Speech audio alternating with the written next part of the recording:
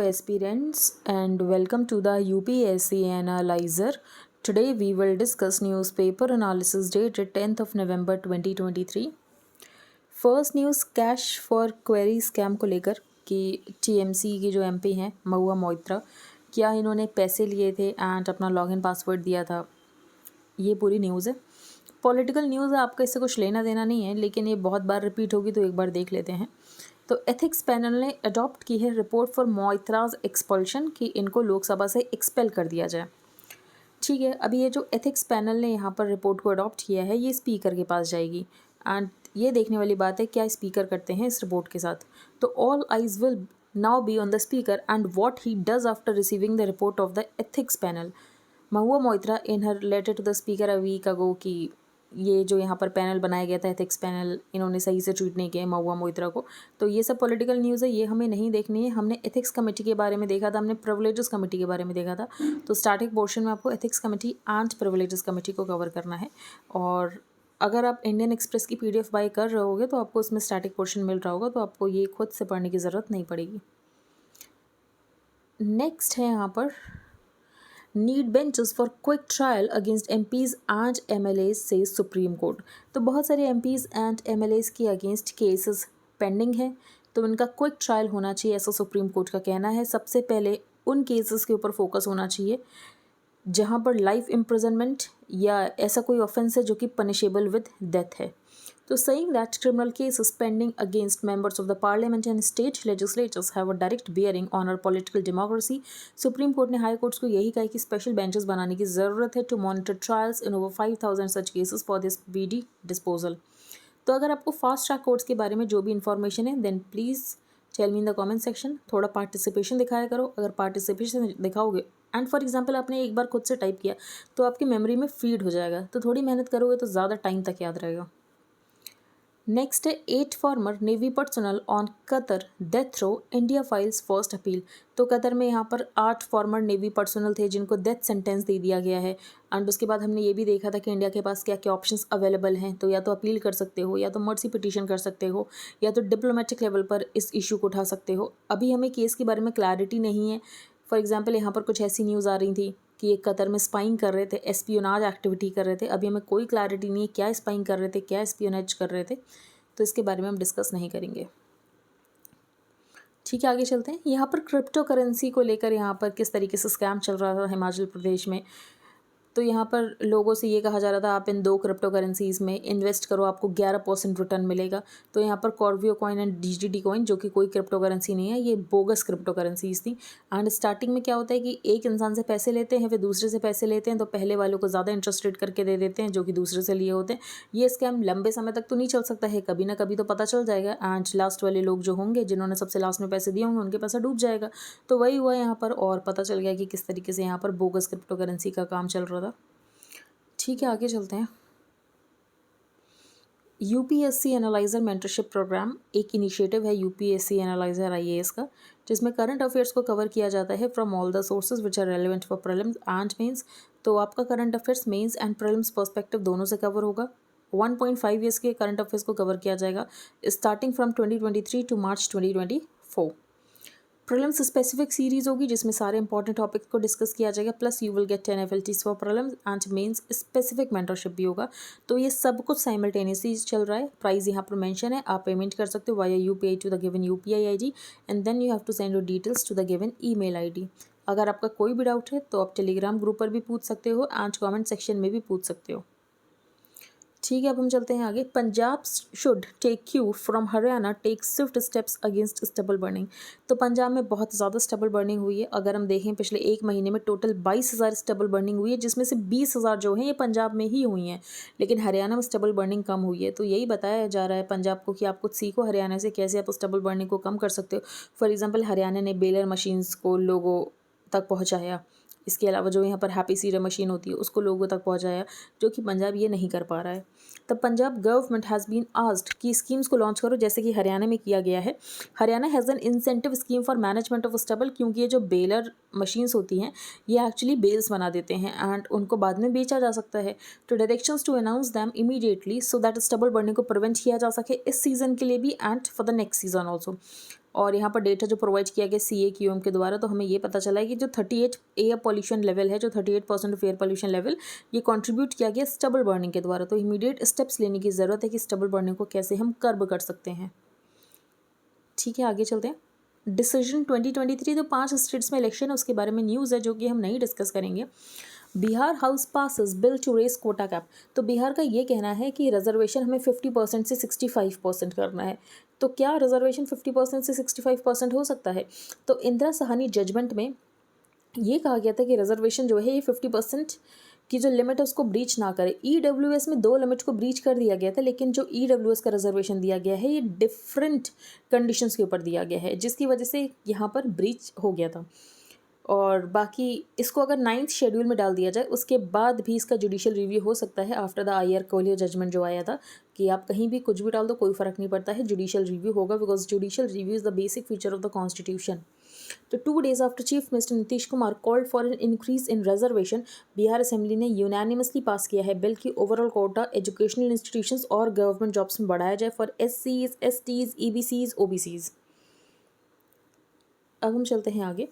Madras high court sets aside Tamil Nadu ban. तो तमिलनाडु ने basically क्या किया, जो ऑनलाइन रमी आंच पोकर है इसके ऊपर बैन लगा दिया है। अब 2 तरीके के गेम होते हैं, एक होता है गेम्स ऑफ स्किल, एक होता है गेम्स ऑफ चांस। तो गेम्स ऑफ चांस जो प्योरली लक बेस्ड होता है, गेम्स ऑफ स्किल जिसमें स्किल की रिक्वायरमेंट होती है। तो स्किल को आप गैम्बलिंग एंड बैटिंग में नहीं डाल सकते हो, जो गेम्स ऑफ स्किल है। इसीलिए क्या किया मद्रास हाई कोर्ट ने, जो तमिलनाडु का बैन था ऑनलाइन रमी एंड पोकर के ऊपर, इसको सेट असाइड कर दिया है। तो बस आपको ये पता होना चाहिए गेम्स ऑफ स्किल क्या होता है एंड गेम्स ऑफ चांस क्या होता है। नेक्स्ट हम चलते हैं आगे। Now report to go to speaker, he will take call on tabling in Lok Sabha. तो Lok Sabha ethics committee's report recommending the expulsion of TMC MP Mahua Moitra अब ये स्पीकर के पास जाएगी। एंड फिर यहाँ पर ये बताया गया है कि कौन से रूल्स के अकॉर्डिंग ये रिपोर्ट जो है ये गवर्न होगी। तो states that the recommendations of the committee shall be in the form of a report and it shall be presented to the speaker, जो कि डायरेक्ट कर सकता है कि इसको हाउस में टेबल किया जाए। हाउस इसको लेकर मोशन को भी अडॉप्ट कर सकता है। तो before putting the question to the house, the rule say the speaker may permit a debate on the motion, और ये जो डिबेट हो सकती है मोशन के ऊपर ये आधे घंटे की होनी चाहिए। Rule 316F says that a motion that the report of the committee be taken into consideration shall be put down in the list of business after disposal of questions. Maldives invites prime minister Modi to Muizzu oath taking. तो मालदीव्स में नए president बनकर आए हैं मोहम्मद मोइजू, जो कि pro China है, लेकिन इन्होंने अपनी ओथ टेकिंग सेरेमनी में प्राइम मिनिस्टर मोदी को इनवाइट किया है। तो उसके बारे में न्यूज़ है, अभी आगे क्या होता है वो हम इंडिया मालदीव्स रिलेशंस में देख लेंगे। Punjab plan to stop farm fires goes up in smoke. For example यहाँ पर एक पर्सन की स्टोरी बताई गई है कि उसने बेलर मशीन के बारे में सुना, तो उसने ये टेक्नोलॉजी अपने दोस्तों से सुनी, तो उसने अपनी क्रॉप को हार्वेस्ट किया October 31 में, एंड उसने एक बेलर मशीन के लिए बुक कर दिया, और 1 महीना हो चुका है, उसके पास अभी तक बेलर मशीन नहीं आई है। फिर ऐसे ही और लोगों की स्टोरीज बताई गई कि सुपर सीडर मशीन का वो वेट कर रहे हैं, लेकिन अभी तक उनको सुपर सीडर मशीन नहीं मिली है। तो यहाँ तक हमें ये समझ आ रहा है कि जो गवर्नमेंट है ये रेंटल मशीन्स भी लोगों को उपलब्ध नहीं करा पा रही है। Next NEET PG not next for entrance into PG medical education. तो नेक्स्ट की बहुत टाइम से बात चल रही है। नेक्स्ट होगा क्या, तो कॉमन एग्जामिनेशन होगा MBBS को कंप्लीट करने के बाद। मेडिकल लाइसेंसेस ग्रांट करने के लिए भी आपने यहाँ पर नेक्स्ट दिया होना चाहिए। PG कोर्सेज में एंटर करना है तो उसके लिए भी नेक्स्ट होना चाहिए। तो ये नेक्स्ट एक एग्जामिनेशन होगा MBBS कंप्लीट करने के बाद, एंड मेडिकल लाइसेंसेस ग्रांट करने के लिए भी होगा, एंड PG कोर्सेज में एंटर करने के लिए भी होगा, so that uniform quality of medical education को यहाँ पर इंश्योर किया जा सके। मल्टीपल पार्ट्स में होगा ये बताया गया। आई थिंक ये इंपॉर्टेंट नहीं है, एजुकेशनल सेक्टर में क्या क्या चेंज करें तो वहाँ पर आप कहीं नेक्स्ट को मेंशन कर सकते हैं, लेकिन इसमें क्या MCQ पार्ट होगा, प्रैक्टिकल पार्ट होगा, ये इंपॉर्टेंट नहीं है। शैडोज ऑफ रिस्क, तो यहाँ पर NBFC की बात की गई। NBFC को शैडो बैंकिंग कहते हैं। क्यों उनको शैडो बैंक्स कहते हैं, क्योंकि ये हैं बैंक्स की तरह ही, बहुत सारा क्रेडिट देते हैं, लेकिन प्रॉब्लम क्या है, प्रॉब्लम ये है कि ये RBI के रेगुलेशन में नहीं आते हैं पूरी तरीके से, या तो पार्शली रेगुलेटेड होते हैं, जिसकी वजह से यहाँ पर हमने कई बार क्राइसिस देखी है NBFCs में, बहुत सारे NBFCs को कोलैप्स होता हुआ देखा है। तो रिपोर्ट पब्लिश की गई है by the centre for advanced financial research and learning. तो सबसे पहले आपको ये पता होना चाहिए कैफरल है क्या। ये इंडिपेंडेंट बॉडी है जिसको RBI ने बनाया है NBFCs के बारे में जानने के लिए, ठीक है। और NBFCs के बारे में इसने अभी रिपोर्ट पब्लिश की, और ये कहा है कि NBFCs का जो लिक्विडिटी रिस्क है वो कम हुआ है, लेकिन सिस्टमिक रिस्क अभी भी बने हुए हैं, क्योंकि NBFCs बहुत सारा पैसा बैंक से लेते हैं। तो on the positive side the CAFRAL report finds that after the liquidity crisis of 2018 and the covid pandemic जो एनबीएफसी सेक्टर इंप्रूव हुआ है, capital position, asset quality, capital risk to asset weight ratio, ये सब कुछ improve हुआ है। लेकिन problem क्या है, सिस्टमिक रिस्क जो है ये अभी भी बढ़ रहा है। देयर आर टू रीजंस कि आरबीआई और गवर्नमेंट को इस रिपोर्ट को सीरियस लेना चाहिए। पहला रीज़न ये है कि इकॉनमी ने 2 पीरियड्स ऑफ स्टार्क कॉन्ट्रास्ट अभी देखा है। 2 पीरियड्स कौन सा स्टार्क कॉन्ट्रास्ट देखा? तो पहले हमने मॉनेटरी पॉलिसी का एक्सपेंशन किया था ड्यूरिंग द कोविड, उसके बाद हम मॉनेटरी पॉलिसी का कंट्रैक्शन करने लग गए। तो ये यहाँ पर कह सकते हैं कि एक शॉकर की तरह आया हुआ है एनबीएफसीज के लिए। तो ये एक रीज़न है। नेक्स्ट है India US on the AI bridge. तो यहाँ पर ये बताया गया कि इंडिया यूएस को कोलैबोरेट करना चाहिए आर्टिफिशियल इंटेलिजेंस को लेकर। तो यूएस में अभी 2 रिपोर्ट्स आई हैं। तो सबसे पहले तो जो एग्जीक्यूटिव ऑर्डर जो कि प्रेसिडेंट जो बाइडेन ने यहाँ पर इशू किया है एआई को लेकर, एंड दूसरा एआई अडॉप्शन किया जाना चाहिए by the US armed forces. तो यहाँ पर जो यूएस है ये सोच रहा है कि एआई को हम सिविलियन पर्सपेक्टिव से भी यूज़ करें एंड एआई को हम मिलिट्री पर्पज़ के लिए भी यूज़ करें। तो while Biden's executive order deals with securing the use of AI in various civilian uses, the Pentagon strategy highlights कि कितना इंपॉर्टेंट है एआई को इंटीग्रेट करना into rapid developments into military doctrine and operations. तो ये सोच रहे हैं कि हम सिविलियन पर्पज़ के लिए भी यूज़ करें एंड मिलिट्री पर्पज़ के लिए भी यूज़ करें। तो 2 initiatives also underline the central geopolitical fault line in the world today. तो यूएस एंड चाइना के बीच में राइवलरी बढ़ रही है। जो चाइना है ये भी एआई को यूज़ कर रहा है for the economic and military purposes. बाकी हमने एआई की ग्लोबल समिट डिस्कस की थी जहां पर ब्लेचले पार्क डिक्लेरेशन हुआ था, उसके बारे में हमने डिटेल में डिस्कस किया है। तो US deputy secretary of defence reminded the world कि जो पेंटागन है इसके लिए एआई न्यू नहीं है। अर्लीस्ट फंडर्स ऑफ एआई जो थे वो यहाँ पर एक्चुअली यूएसए ही था।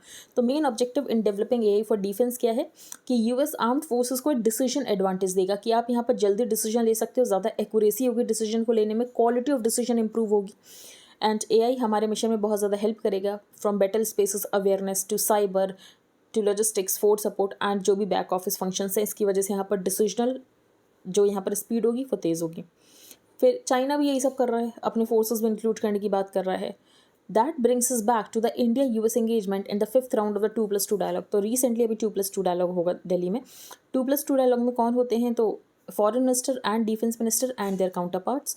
तो यूएस के साथ हो रहा है। तो first advance technology cooperation has been put at the very heart of the India US, जब last year critical and emerging technologies को लेकर इनिशिएटिव साइन हुआ था। तो फर्स्ट ये हमने स्टेप लिया है। सेकेंड स्टेप की यहाँ पर ये बात की गई है कि दोनों कंट्रीज़ को अपने कोऑपरेशन को एलिवेट करना चाहिए और उसमें एआई को भी इनकलकेट करना चाहिए। थर्ड द बिगेस्ट कंस्ट्रेंट ये है कि यूएस के पास साइंटिस्ट की कमी है, टेक्नोलॉजिस्ट की कमी है, इंजीनियर्स की कमी है एंड इंडिया के पास नेचुरल टैलेंट पूल है इन लोगों का। तो यूएसए हमसे मदद ले सकता है। Fourth one of the essential features of the Biden executive order and the pentagon strategy ये है कि एआई का गलत इस्तेमाल नहीं होना चाहिए। तो रिस्पॉन्सिबल यूज़ होना चाहिए, एथिकल यूज़ होना चाहिए एआई का। नेक्स्ट है a fight to the end. तो इंडिया का टारगेट है कि हमें टीबी को 2025 तक एलिमिनेट करना है, लेकिन शायद हम ना कर पाएँ, ये बताया गया। क्यों ना कर पाएँ? क्योंकि अभी डब्ल्यूएचओ की रिपोर्ट आई थी एंड डब्ल्यूएचओ की रिपोर्ट के अनुसार हर चौथा केस जो टीबी का पाया जाता है वो इंडिया में है। तो more than a fourth of the world's TB patients live in India according to the WHO report released on Tuesday. 2 TB cases India में ज़्यादा हैं, लेकिन डायग्नोसिस इंप्रूव हुआ है, ट्रीटमेंट इंप्रूव हुआ है, केयर इंप्रूव हुई है। Nevertheless the report finds cause for optimism in the reduction in TB mortality and जो incidence है in the past 8 years. It also acknowledges कि कंट्री का जो केस डिटेक्शन सिस्टम है इसमें इम्प्रूवमेंट हुआ है। पहले जो केसेस अनडाइग्नोज रह जाते थे अभी ज़्यादा केसेस डायग्नोज हो रहे हैं।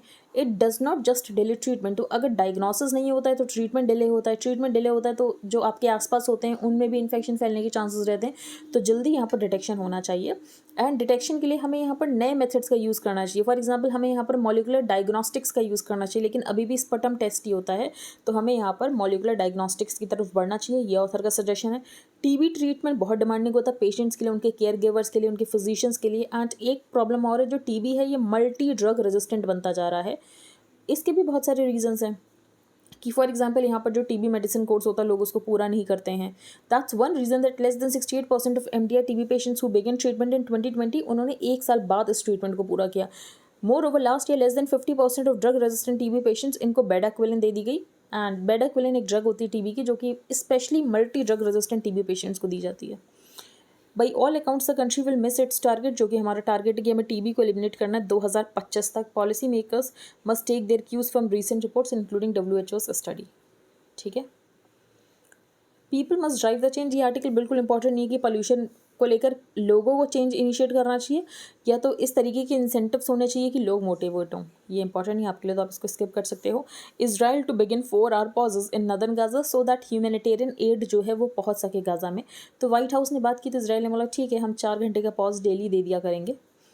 फिर इसके अलावा 2 ह्यूमैनिटेरियन कॉरिडोर्स भी खोले जा रहे हैं। जो इजराइल के प्राइम मिनिस्टर हैं बेंजामिन नेतन्याहू, इन्होंने एक्चुअली ये कहा था कि गाज़ा में ये वॉर जब ख़त्म होगा उसके बाद गाज़ा के सिक्योरिटी का जो यहाँ पर जिम्मेदारी है ये इजराइल लेगा, लेकिन यूएसए ने बोला है कि गाज़ा को गवर्न पैलेस्टीनियंस करेंगे after the war and not Israel. Next है India set to be in UK safe states list ruling out asylum rights for illegal migrants.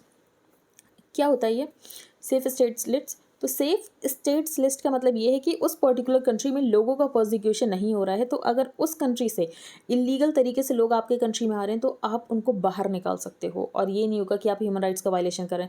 For example India में किसी का भी प्रोसिक्यूशन नहीं होता है तो यहाँ से लोग किसी दूसरे देश में इलीगल तरीके से जाएँ, ये नहीं होगा अब। तो UK government has tabled plans to add India to an expanded list of safe states which would speed up the process कि जो इंडियंस कंट्री में इलीगली एंटर हो रहे हैं उनको बाहर निकाला जाए। तो इसका क्या मतलब होता है? मतलब अगर सेफ स्टेट है तो उसका मतलब ये है कि वहाँ पर कोई सीरियस रिस्क ऑफ प्रोसिक्यूशन नहीं है नेशनल्स का। Removal of nationals to that country can't go against the UK's obligation under the human rights convention. तो बस आपको इस सेफ स्टेट्स का मतलब पता होना चाहिए। नया आइलैंड इमर्ज हुआ है क्योंकि वॉल्केनो इरप्ट हुआ है। तो अगर हम बात करें 1500 एक्टिव वॉल्केनो में से 111 जो हैं ये जापान में हैं। नेक्स्ट हम आगे चलते हैं। Congress versus BJP in heart of India. तो एमपी में क्या डिसीजन होगा इंपॉर्टेंट नहीं है। हॉलीवुड वाले क्यों स्ट्राइक कर रहे थे? तो एक्चुअली यहाँ पर पे के लिए स्ट्राइक कर रहे थे, खत्म हो गई, हमें कोई लेना देना नहीं है। 10,000 galaxies in a single frame the promise of Euclid. तो ये जो यूक्लिड है ये एक्चुअली टेलीस्कोप है यूरोपियन स्पेस एजेंसी का। तो सबसे पहले यूक्लिड किसका है? यूरोपियन स्पेस एजेंसी का यूक्लिड टेलीस्कोप है। आज जस्ट अभी कुछ फोटोज लिए हैं। In recent years James Webb space telescope, इसके बारे में 2021 में क्वेश्चन आया था। तो एक क्वेश्चन ऐसा आता ही आता है जो कि रिसेंट न्यूज़ पर रहता है। तो जेम्स वेब स्पेस टेलीस्कोप जिसको कि जॉइंटली ऑपरेट किया गया by the NASA, ESA and the Canadian space agency, और इसने स्पेस पिक्चर्स भेजी थी। यूक्लिड भी सेम मिशन पर है। तो ये बस आपको पता होना चाहिए यूक्लिड मिशन किसका है। यूनेस्को ने डिक्लेयर किया है ग्वालियर को सिटी ऑफ म्यूजिक, जो कि हम डिस्कस कर चुके हैं। यूनाइटेड क्रिएटिव सिटीज़ नेटवर्क, जिसमें ग्वालियर को सिटी ऑफ म्यूजिक की तरह डिक्लेयर किया गया था। आज कोझिकोड को सिटी ऑफ लिटरेचर की तरह डिक्लेयर किया गया था। फिर यहाँ पर ग्वालियर घराना की बात की गई है जो कि सिग्निफिकेंट चैप्टर है हिंदुस्तानी म्यूजिक में, under the ages of the Raja Man Singh Tomar during the 15th century. फिर मान सिंह ग्रेट ग्रैंडफादर धुनकरेंद्र सिंह तोमर, उनके बारे में बताया गया कि उन्हें विष्णु पद को कॉम्पोज किया था। तो ग्वालियर घराना की बात की गई है। तो आई होप आपको सब कुछ क्लियर हो गया हो। अगर आपका कोई भी डाउट है तो आप टेलीग्राम ग्रुप पर पोस्ट कर सकते हो एंड कमेंट सेक्शन में भी पोस्ट कर सकते हो। If you liked the analysis then please like share and subscribe. Thank you and have a nice day.